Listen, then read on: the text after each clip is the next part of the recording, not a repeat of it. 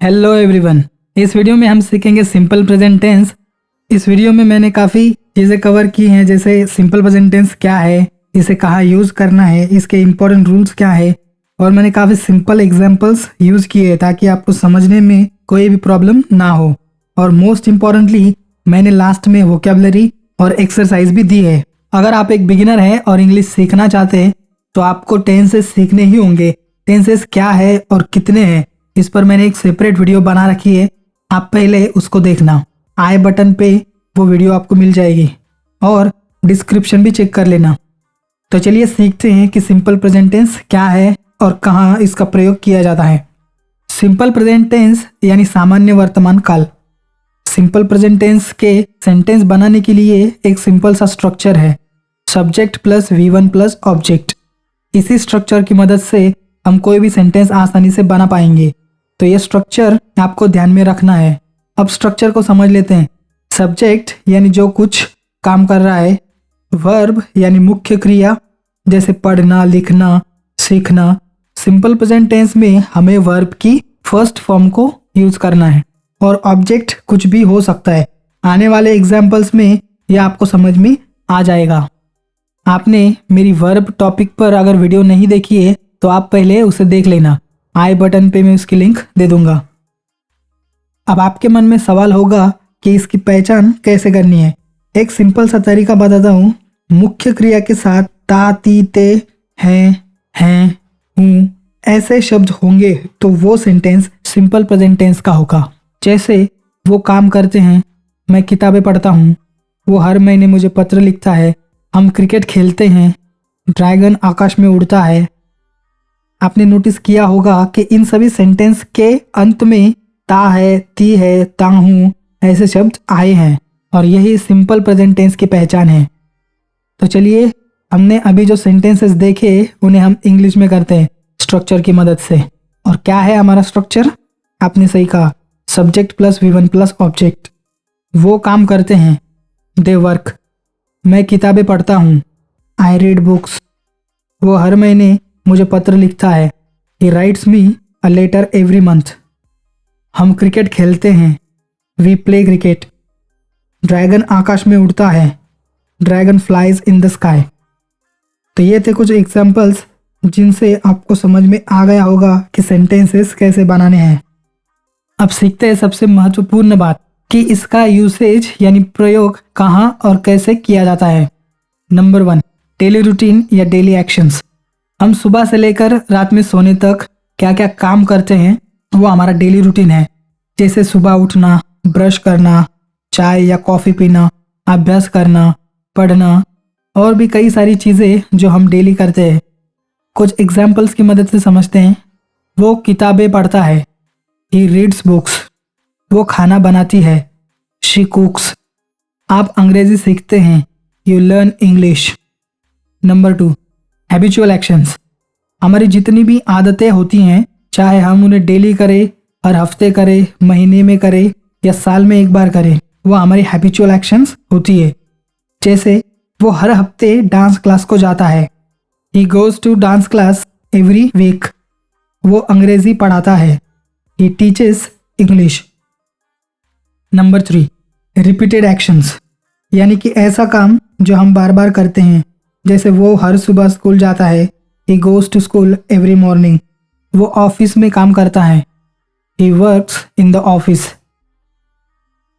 Number 4, general truths या universal truth, यानी कि जो सभी के लिए एक सामान्य सच हो।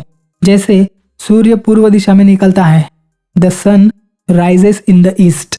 कुछ भी हो जाए ये पूर्व दिशा में ही निकलेगा, ये एक सामान्य सच है। पानी 0 डिग्रीज पर फ्रीज हो जाता है, water freezes at 0 degrees. Number 5, newspaper headlines. कोई काम पास्ट में हो चुका है लेकिन उसे ताज़ा दिखाने के लिए सिंपल प्रेजेंट टेंस का यूज किया जाता है।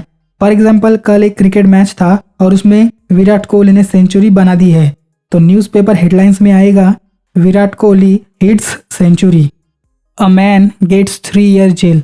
यानी इस आदमी ने पास्ट में कोई गुनाह किया होगा और उसे 3 साल की सजा हुई।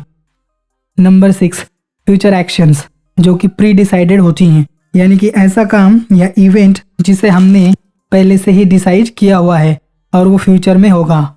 एग्जाम्पल्स देखते हैं। मैच 7 बजे शुरू होगा। Match starts at 7 o'clock। ये एक फ्यूचर इवेंट है जो पहले ही डिसाइडेड है। सेल 12 बजे शुरू होगी। Cell starts at 12 o'clock। Cell होनी है, ये पहले ही डिसाइडेड है।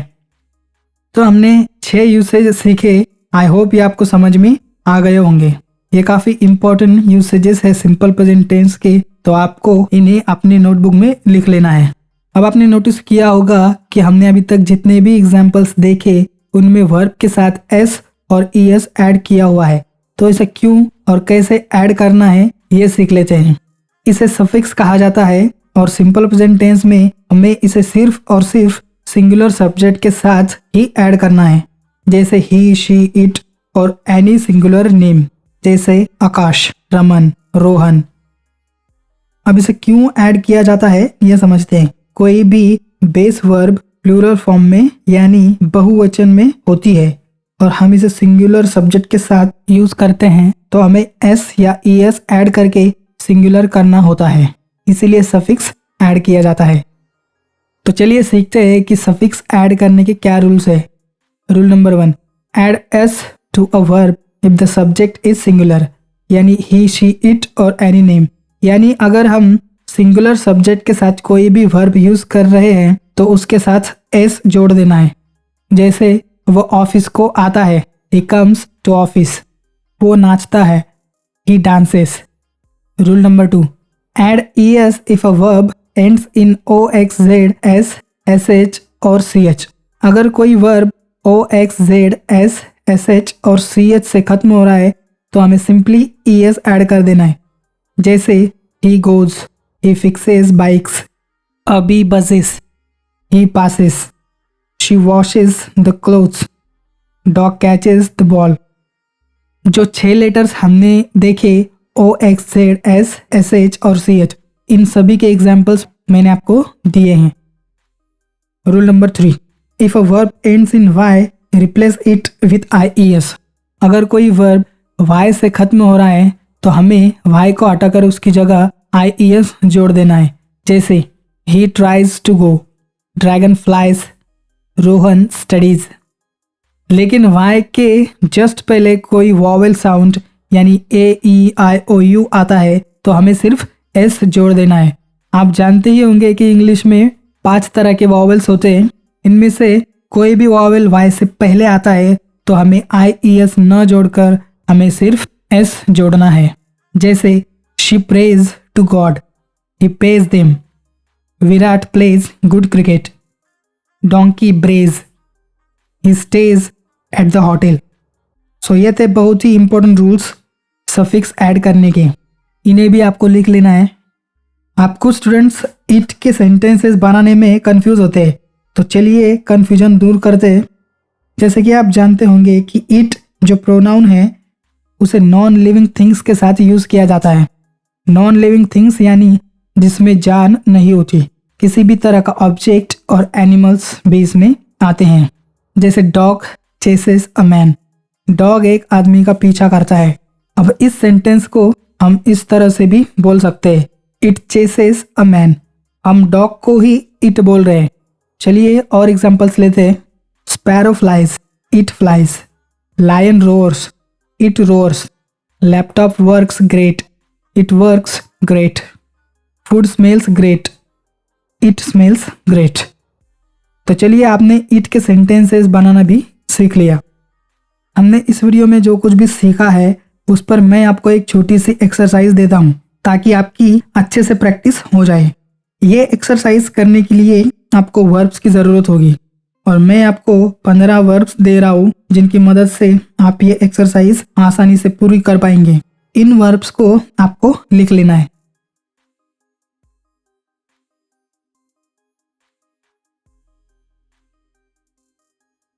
इस एक्सरसाइज को करना ज़रूर, इससे आपको बहुत कुछ सीखने को मिलेगा, आपकी वोकैबुलरी भी बढ़ जाएगी। इसे करते समय ऑब्वियसली आपको छोटी सी डिफिकल्टीज आएंगी, कंफ्यूजन होगा, लेकिन चिंता करने की कोई ज़रूरत नहीं है क्योंकि मैं इसी एक्सरसाइज के आंसर्स अगले वीडियो में देने वाला हूँ। हमने आज सिर्फ अफर्मेटिव सेंटेंसेस यानी पॉजिटिव सेंटेंसेस ही सीखे हैं। जो एक्सरसाइज मैंने आपको दी है उसकी अगली वीडियो में मैं negative sentences, yes no type और WH टाइप क्वेश्चंस कवर करने वाला हूँ। सो ये था सिंपल प्रेजेंट टेंस। मैं आशा करता हूँ कि आपको ये समझ में आ गया होगा। अगर नहीं तो इस वीडियो को दोबारा ज़रूर देखना और कोई भी डाउट्स हो तो कमेंट बॉक्स में लिखना। और इसी तरह की इन्फॉर्मेटिव और हेल्पफुल वीडियोस मैं आपके लिए लाता रहूँगा, तो चैनल को सब्सक्राइब ज़रूर कर लेना। Until then keep learning.